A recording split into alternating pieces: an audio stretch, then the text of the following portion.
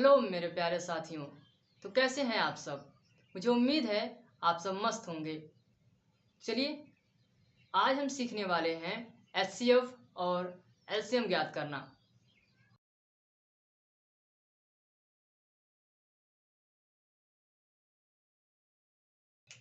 देखिए, हम सीखने वाले हैं एचसीएफ। इसका मतलब है highest common factor. Highest common factor, इसे हिंदी में हम कहते हैं महत्तम समापवर्तक। आप छोटी क्लास में एचसीएफ और एलसीएम लसा और मसा निकालना जरूर सीखे होंगे। तो चलिए हम सीखते हैं नए तरीके से लसा और मसा निकालना। एग्जाम्पल लेते हैं, जैसे 20 और 24 का मौसा ज्ञात कीजिए, यानी कि एचसीएफ ज्ञात कीजिए। देखिए, हम करेंगे 20 का अभाज्य गुणनखंड, 2 दहा में 20, 2 पाँचे 10, 5 एकम 5। अब हम करने वाले हैं 24 का अभाज्य गुणनखंड। 2 से काटिए 12, 2 से काटिए 6, 2 से काटिए 3, 3 से काटिए 1। अब हम इनके गुणनखंडों को घात के रूप में लिखते हैं। जैसे 20 देखिए, 2 गुणे 2 गुणे 5। इसका मतलब है 2 घाते 2, 5 घाते 1। 2 जो है वो 2 बार है और 5 जो है वो 1 बार है। आगे देखिए 24, तो लिखते हैं 2 गुणे 2 गुणे 2 गुणे 3। 2 हमारा 3 बार है, 2 है 3 बार और 3 है हमारा 1 बार। तो मौसा क्या कहता है? मौसा ये कहता है कि जो आपने अभाज्य गुणनखंड निकाला है उसमें जो उभयनिष्ठ नंबर है, यानी जो सामान्य संख्या है, उसकी सबसे छोटी घात आपको लिखना है। जैसे एचसीएफ कैसे निकलेगा? देखिए, प्रत्येक उभयनिष्ठ अभाज्य गुणनखंड की सबसे छोटी घात का गुणनफल। ध्यान दीजिए, फिर से एचसीएफ क्या कह रहा है? अगर आपको एचसीएफ निकालना हो तो जो भी आपने अभाज्य गुणनखंड निकाला है उसमें जो नंबर कॉमन है, यानी कि उभयनिष्ठ है, उन्हीं नंबर को लेना है और उसकी सबसे छोटी घात को लेना है। जैसे एग्जाम्पल देखिए, यहाँ आपको दिखाई दे रहा है 2, यहाँ भी आपको 2 दिखाई दे रहा है, लेकिन यहाँ 2 के घात में आपके 2 है, यहाँ 2 के घात में 3 है। तो एचसीएफ कहता है सबसे छोटी घात। तो हम कॉमन देख रहे हैं 2 है, यहाँ भी 2 है, तो ये उभयनिष्ठ संख्या हो गई हमारी। अब इसमें सबसे छोटी घात हमारा क्या है? 2 के घाते 2। तो हम लिखने वाले हैं 2 के घाते 2। क्या दोनों में कुछ और नंबर उभयनिष्ठ है क्या? इसमें 5 है और इसमें 5 नहीं है। इसमें 3 है, इसमें 3 नहीं है। तो हम 3 और 5 को नहीं लिखेंगे। तो देखिए 2 दूना 4, तो हमारा जो एचसीएफ है वो निकल के आ गया 4। तो हम कह सकते हैं 20 और 24 का जो एचसीएफ है, यानी कि मौसा है, वो कितना है? 4। देखिए, एचसीएफ कहता है हाईएस्ट कॉमन फैक्टर। हाईएस्ट मतलब है कि आपका बड़ी से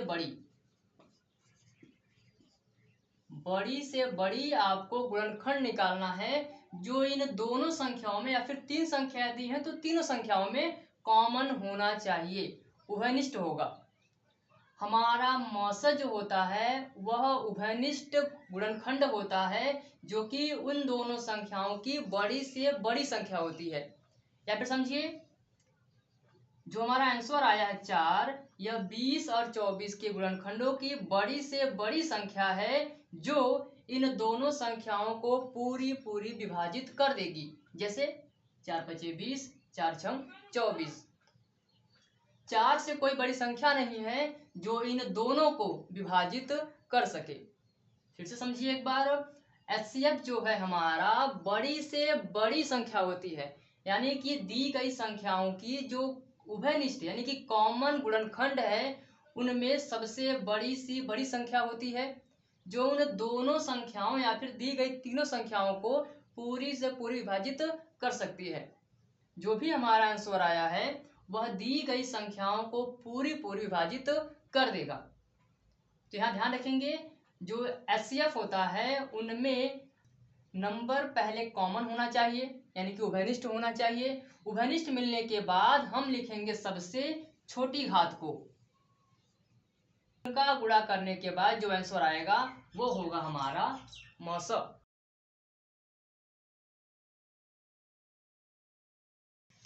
चलिए आगे हम देखने वाले हैं एलसीएम। एलसीएम क्या है? एलसीएम है लीस्ट कॉमन मल्टीपल, यानी कि लघुत्तम बोलते इसे, आपने सीखा होगा लघुत्तम समापवर्तक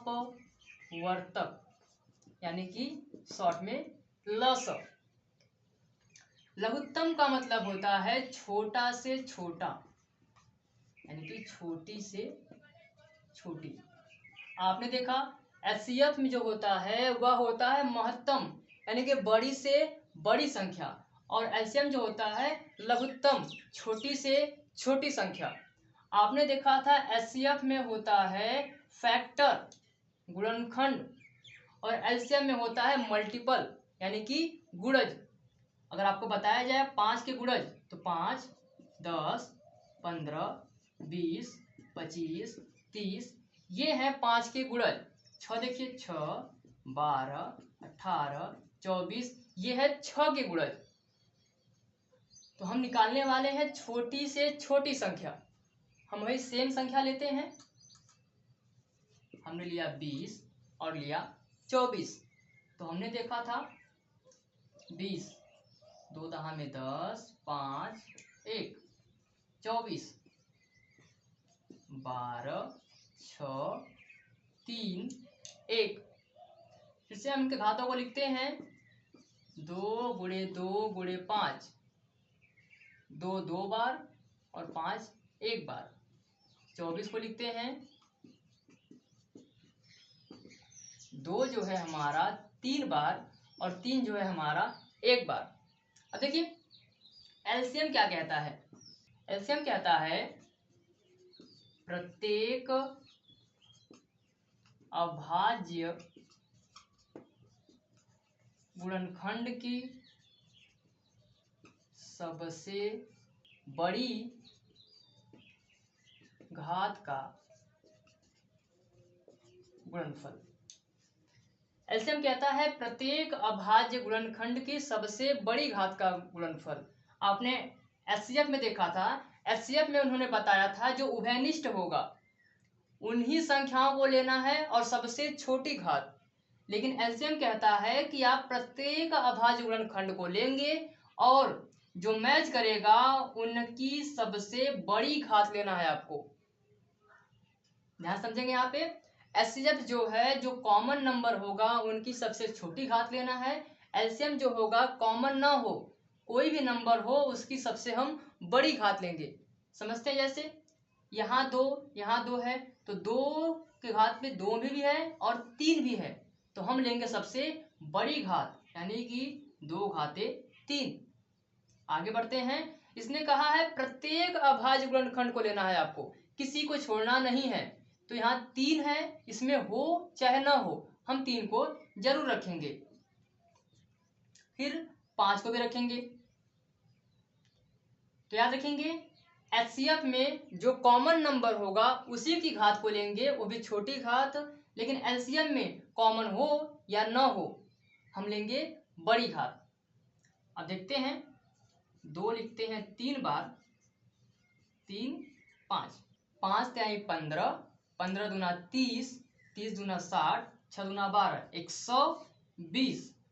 ध्यान दीजिए 20 और 24 जो दो संख्याओं का लसअ यानी कि LCM 120 आया है, वह 20 और 24 दोनों की गुणज है, यानी कि 20 और 24 दोनों से विभाजित हो जाएगी और इन दोनों संख्याओं की एक कॉमन गुणज है और सबसे छोटी से छोटी। 120 से छोटा कोई नंबर नहीं है जो एक साथ 20 और 24 दोनों से कट जाए। तो एलसीएम कहता है कि वह छोटा से छोटा नंबर यानी वह छोटी से छोटी संख्या जो दी गई संख्याओं से पूरी पूरी विभाजित हो जाए। चलिए अगला एग्जाम्पल एक और देखते हैं। 10, 12, 18। अभी हम छोटे नंबर लेके देख रहे हैं, फिर जैसे अभ्यास के क्वेश्चन होंगे उन्हें हम देखेंगे। चलिए हम एक ही सवाल से एलसीएम और एचसीएफ दोनों निकालते हैं। 2 5 10, 5 1 5, 2 6 12, 2 3 3, 9 3 1। चलिए लिखते हैं। 10 को लिखते हैं 2 गुणे 5, तो 2 घाते 1, 5 घाते 1 कर लेते हैं डायरेक्ट। 12, 2 गुणे 2 गुणे 3, तो हम कहेंगे 2 2 बार है और 3 अकेला है। 18 को कर लेते हैं 2 गुणे 3 गुणे 3, हम कहेंगे 2 1 बार है और 3 2 बार है।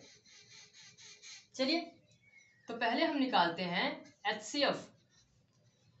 तो आपको याद होगा एचसीएफ क्या होगा। एचसीएफ जो निकालना होगा तो हमें देखना होगा दिए गए सभी अभाज्य गुणनखंडों में पहले उभयनिष्ठ क्या है जो सब में हो। अगर 2 संख्याएं हैं तो दोनों में हो, 3 संख्याएं हो तो तीनों में हो। अगर 2 में है तीसरे में नहीं है तब भी उस संख्या को हम उभयनिष्ठ नहीं मानेंगे। देखिए इसमें 2 दिख रहा है, यहाँ भी 2 दिख रहा है, यहाँ भी 2 दिख रहा है, तो तीनों संख्याओं के अभाज्य गुणनखंड में 2 है, तो हम इसे लिख लेंगे। और एचसीएफ कहता है अगर आपको उभयनिष्ठ मिल गया, कॉमन मिल गया, तो उसकी सबसे छोटी घात जो होगी वो लिखना है। जैसे यहाँ तो 1 है, यहाँ घात में 2 है, यहाँ 1 है, तो हम क्या कह रहे हैं सबसे छोटी क्या हमारी है 1। फिर आगे देखते हैं, इसमें 5 है पर किसी और के गुणनखंड में 5 नहीं है, तो हम इसे नहीं लेंगे। आगे देखिए इसके अभाज्य गुणनखंड में 3 है, यहाँ भी 3 है, लेकिन पहले वाले संख्या के अभाज्य गुणनखंड में 3 नहीं है, तो हम 3 को भी उभयनिष्ठ नहीं मानेंगे क्योंकि हमारे पास सवाल में दी गई संख्याएं 3 है, तो 3 जो है नंबर वो तीनों में होना चाहिए। तो हमारे पास कोई और कॉमन नहीं है, बस क्या है 2, तो हमारा एचसीएफ आ गया 2। चलिए एलसीएम की ओर बढ़ते हैं। देखिए एलसीएम कैसे निकलेगा, तो आपको याद हो एलसीएम कहता है कि उभयनिष्ठ की जरूरत नहीं है, बस जितने आपको अलग अलग संख्याएं दिख रही हैं सभी को लिखना है, लेकिन अगर कोई कॉमन दिख रहा है तो उनकी सबसे बड़ी घात लिखना है। फिर देखते हैं 2 आपको दिख रहा है कॉमन, तो सबसे बड़ी घात क्या हमारी है 2 घात 2, तो हम लिखेंगे 2 घाते 2। अब 3 को देखते हैं, 3 तो दोनों में है, तो यहाँ पे 3 की घात तो 1 है और यहाँ पे 3 की घात 2 है, हमें लेना है सबसे बड़ी घात, तो बड़ी मतलब 3 घात 2। अब 5 भी तो है, तो हमें 5 भी लिखना होगा। एचसीएफ में बस कॉमन लिखना है और एलसीएम में कॉमन हो या न हो हमें सभी अभाज्य गुणनखंडों को लिखना है। 2 हमारा 2 बार, 3 हमारा 2 बार, 5 हमारा अकेला।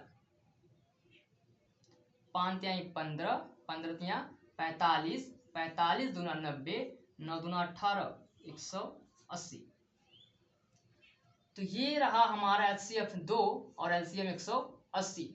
अगर आपको एचसीएफ याद हो तो हाईएस्ट कॉमन फैक्टर गुणनखंड, बड़ा से बड़ा जो है कॉमन गुणनखंड 10, 12 और 18 का ऐसा कॉमन गुणनखंड जो तीनों को विभाजित कर दे, तो क्या दिखा हमको 2 ऐसी संख्या है जो 10, 12, 18 को तीनों को पूरा पूरा विभाजित कर देगा।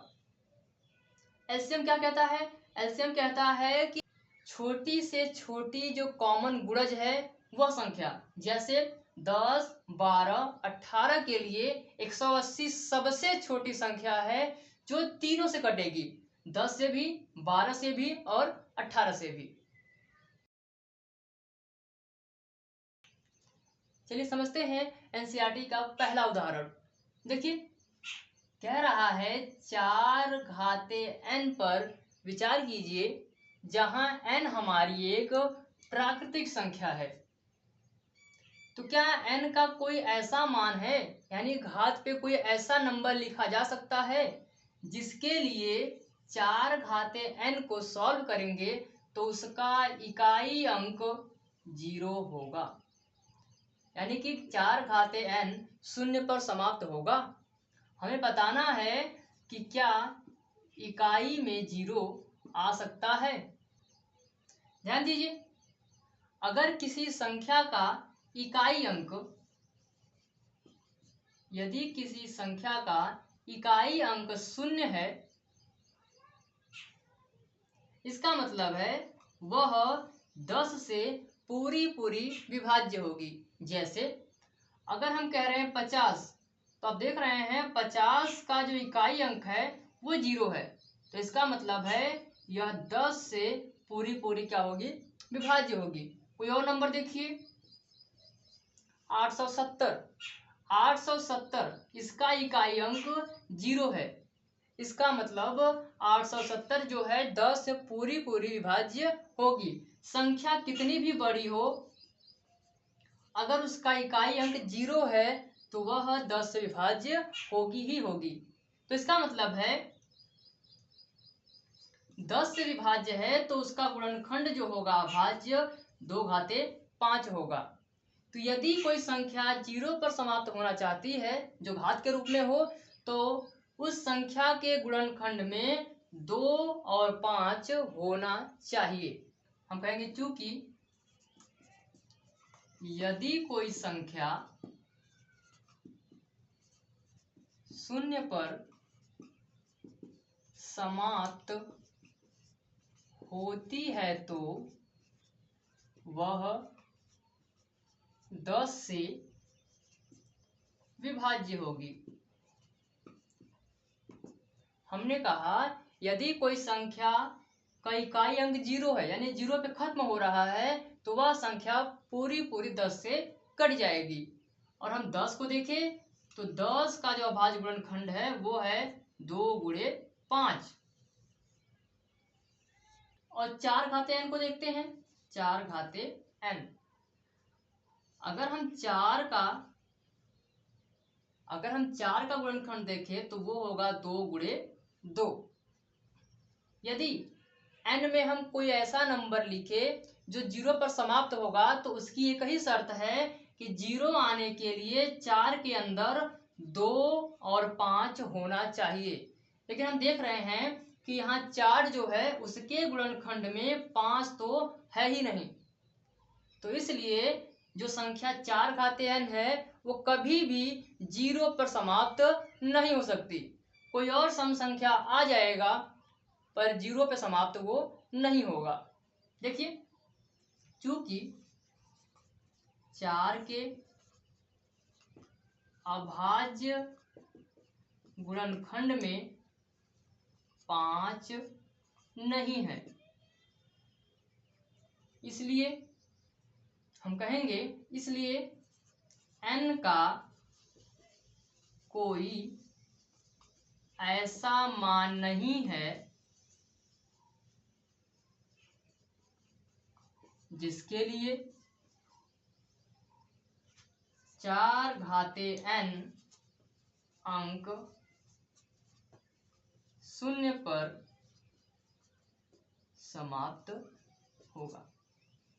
ध्यान रखेंगे यहाँ यदि संख्या 0 पर समाप्त हो रही है तो वह 10 से पूरी कट जाएगी। 10 से कट रही है तो इसका मतलब है उसके अंदर 2 और 5 पहले से है। तो जो संख्या 0 पर समाप्त होना चाहती है उसके अंदर भी 2 और 5 होना चाहिए। अगर 2 और 5 नहीं है तो वह 0 पर समाप्त नहीं होगी। चलिए बढ़ते हैं उदाहरण नंबर 2 की ओर। तो सवाल नंबर 2 में कह रहा है 6 और 20 आपको दो संख्याएं दी गई हैं, आपको इसका अभाज्य गुणनखंड निकालना है और उसकी मदद से आपको एलसीएम और एचसीएफ ज्ञात करना है। तो ध्यान रखेंगे, एलसीएम हमारा लसा है छोटी से छोटी संख्या, एचसीएफ हमारा मौसा है बड़ी से बड़ी संख्या। तो हम निकालते हैं 6 और 20 का अभाज्य गुणनखंड। 2 तिहाई 6, 3 एकम 3, 2 से काटते हैं, 2 दहा में 20, 2 पाँचे 10, 5 एकम 5। अब लिखते हैं इनके गुणनखंडों को। 6 का गुणनखंड है 2 गुणे 3, इसका मतलब 2 एक बार है और 3 एक बार है। 20 को लिखते हैं तो 20 का जो अभाज्य गुणनखंड है 2 गुणे 2 गुणे 5, इसका मतलब हम कह सकते हैं 2 जो है वो 2 बार है और 5 जो है वो एक बार है। चलिए अब बढ़ते हैं एचसीएफ की ओर। एचसीएफ क्या कहता है? एचसीएफ कहता है कि जो भी आपने अभाज्य गुणनखंड निकालना है उसमें आपको देखना होगा उभयनिष्ठ नंबर, यानी कि वह नंबर जो सब में हो। तो हमने क्या देखा? हम देख रहे हैं कि 2 जो है वो सब में है, तो जो नंबर सब में मिल जाए फिर उसके बाद सेकंड स्टेप क्या है आपका? आपको देखना है सबसे छोटी घात। एचसीएफ कहता है सबसे छोटी घात। यहाँ 2 घाते 1 है, यहाँ 2 घाते 2 है, तो हम लेंगे 2 घाते 1। तो आगे समझने वाले हैं, क्या कोई और नंबर कॉमन है क्या? इसमें 3 है पर इसमें 3 नहीं है, इसमें 5 है तो इसमें 5 नहीं है, तो कोई और संख्या नहीं है, तो हमारा एचसीएफ आ गया 2। आगे बढ़ते हैं एलसीएम की ओर। एलसीएम कहता है कि आपको कॉमन नहीं देखना है, बस सभी नंबर को देखना है, कोई नंबर भी छूटे ना, कोई भी नंबर छूटे ना। और याद रखना है जो नंबर आपको सेम दिखेगा उसकी सबसे बड़ी घात लिखना है आपको। तो जैसे 2 आपको दोनों में दिखाई दे रहा है तो सबसे बड़ी घात क्या होगी? 2 घाते 2। फिर 3 इसमें है, 3 इसमें नहीं है, लेकिन हमको लिखना है प्रत्येक संख्या की घात। 3 भी लिखा हमने और 5 भी लिखा हमने। देखिए 2 हो गया 2 बार, 3 5, 5 तिहाई 15, 15 दूना 30, 30 दूना 60। तो हम यहाँ देख रहे हैं एचसीएफ आ गया हमारा 2 और एलसीएम आ गया हमारा 60। तो 6 और 20 की सबसे कॉमन जो गुणनखंड है वो भी बड़ी से बड़ी वो क्या आ गई हमारी 2, और 6 और 20 की सबसे छोटी से छोटी जो हमारी गुणज है वो आ गई हमारी 60। चलिए आगे बढ़ते हैं उदाहरण नंबर 3 की ओर। उदाहरण नंबर 3 में कह रहा है 96 और 404 का अभाज्य गुणनखंड निकालने के बाद आपको निकालना है एलसीएम और एचसीएफ। देखते हैं कैसे होगा। सेम सवाल है, सेम तरीका।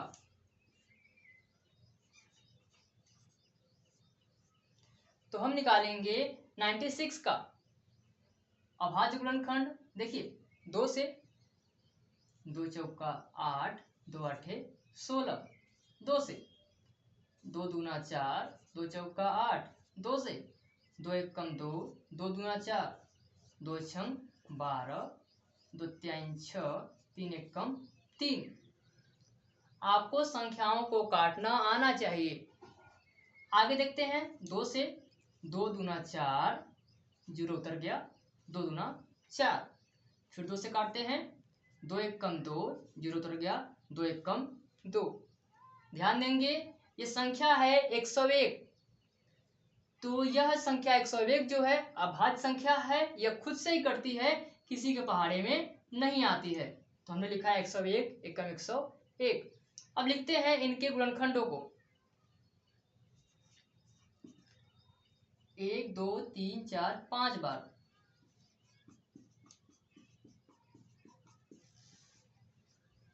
तो हम कह सकते हैं 2 जो है वो 5 बार है और 3 जो है वो अकेला है। अब लिखते हैं 404 को 2 2 101। इसका मतलब है 2 2 बार है और 101 अकेला है। चलिए अब समझते हैं, हम बढ़ते हैं HCF की ओर। तो देखिए HCF क्या कहता है। HCF कहता है कि पहले आपको ढूंढना है वह संख्या जो दोनों में हो, यानी कि दिए गए गुणनखंडों में सब में हो। चाहे 2 संख्याएं हो तो दोनों में हो, 3 संख्याएं हो तो तीनों में हो। तो हमने देखा हमें कॉमन मिल रहा है 2 और 2। एक काम हो गया, हमने कॉमन ढूंढ लिया। अब अगली बारी है कॉमन ढूंढने के बाद सबसे छोटी घात को ढूंढना। HCF कहता है सबसे छोटी घात। तो अब देख रहे हैं यहाँ 2 घाते 5 है, यहाँ 2 घाते 2 है, तो हम लेंगे 2 घाते 2। क्या और भी कुछ कॉमन है क्या? यहाँ 3 है, यहाँ तो नहीं है, यहाँ 101 है, वहां नहीं है, तो हम कहेंगे कुछ और कॉमन नहीं है, तो बस इसी को सॉल्व कर लेंगे। 2 गुणे 2 यानी कि 4। तो हमारा HCF निकल के आ गया 4। बढ़ते हैं LCM की ओर। LCM कहता है कि आपको कॉमन देखना ही नहीं है, आपको सभी नंबर लेके चलना है, लेकिन बड़ी से बड़ी घात। तो हमने देखा यहाँ पे 2 तो छोटा था, यहाँ 2 बड़ा है, हमने लिखा 2 घाते 5। फिर 3 भी लिखना होगा हमको और 101 भी। सॉल्व करते हैं। 2 को हमने लिखा 5 बार,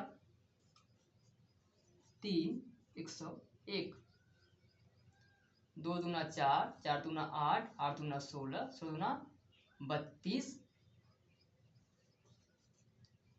3 से कर लेते हैं, 3 एक कम 3, 3 303 32। 2 3 6 0, 2 3 6, 3 त्रिका 9 0, 3 त्रिका 9 6 9 6 9।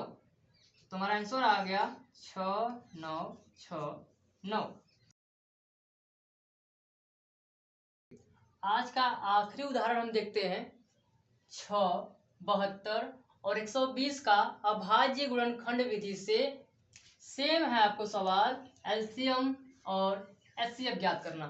बस यहाँ 3 संख्याएं हैं। देखिए देखिए हमने 6 लिखा, 2 3 6, 3 एक कम 3। आगे बढ़ते हैं 72, 2 से काटते हैं, 2 3 6, 2 6 12। 2 से काटते हैं, 2 एक कम 2, 2 8 16। 2 से काटते हैं, 2 9 18, 3 त्रिका 9, 3 एक कम 3। अब आगे बढ़ते हैं 120। 2 से काटिए, 2 6 12 0। 2 से काटते हैं, 2 3 6 0। 2 से 15, 3 5 15, 5 एक कम 5। 6 जो है 2 गुणे 3, एक बार 72 को लिखते हैं। तो 72 है 2 गुणे 2 गुणे 3 गुणे 3। इसका मतलब 2 है 3 बार और 3 है 2 बार। आगे बढ़ते हैं 120 को लिखते हैं 2 गुणे 2 गुणे 2 3 गुणे 5। तो हम कहेंगे 2 जो है 3 बार है, 3 एक बार और 5 भी हमारा एक बार। अब बारी है HCF निकालने की। तो HCF कहता है कि 3 संख्याएं हैं, तो तीनों संख्याओं के गुणनखंड को देखिए और जो उनमें नंबर कॉमन दिखे पहले उनको पकड़िए। तो हमने देखा कॉमन नंबर हमको दिखाई दे रहा है 2 2 2। हमने देखा तीनों में 2 है। अब दूसरी बात देखना हमको है कि इनकी सबसे छोटी घात कौन सी है। तो हमने देखा यहाँ तो 3 है, 3 है, वहां कितना है 1 है, तो हमने लिखा 2 घाते 1। अब देखने वाले हैं कोई और नंबर कॉमन है क्या। तो हम देख रहे हैं यहाँ पे 3 है, 3 है, 3 है, तो हम कहेंगे 3 घाते 1 है, ये तो 2 है, ये तो 1 है, तो हम कहेंगे 3 घाते 1 छोटी घात। इसमें तो 5 है, कहीं भी 5 और नहीं है, तो हम आगे बढ़ते हैं। हम कहेंगे 2 तिहाई 6। HCF आया हमारा 6। अब बढ़ते हैं एलसीएम की ओर। तो एलसीएम कहता है कि आपको बड़ी घात लेना है। तो आपने देखा 2 घाते 1 था, 2 घाते 3, 2 घाते 3, तो हम लेंगे 2 घाते 3। आगे 3, 3 घाते 2, तो हम लेंगे 3 घाते 2। 5 अकेला है, वो भी लेना होगा हमको, क्योंकि एलसीएम में लेना होता है हमको प्रत्येक अभाज्य गुणनखंड की घात। आगे बढ़ते हैं, 2 को लिखते हैं 3 बार, 3 को लिखते हैं 2 बार, और 5 हमारा अकेला। गुणा कर लेते हैं, 5 तिहाई 15, 15 तिहाई 45, 45 दूना 90, 9 दूना 18, 18 दूना 36, 360। तो हम देख पा रहे हैं कि 2 संख्याएं दी होंगी तो हमें दोनों में देखना होगा। अगर 3 संख्याएं दी हैं तो हमें तीनों में वही नियम लगाना होगा। तो 6, 72, 120 का जो मौसा है यानी कि HCF है वो आ गया हमारा 6, और जो हमारे पास LCM है वो आ गया है 360। तो मुझे उम्मीद है कि अब तक आप LCM और HCF निकालना यानी कि लसअ और मौसा ज्ञात करना सीख गए होंगे। अगर आपने इस वीडियो से कुछ सीखा हो तो इसे अपने दोस्तों को शेयर जरूर करें।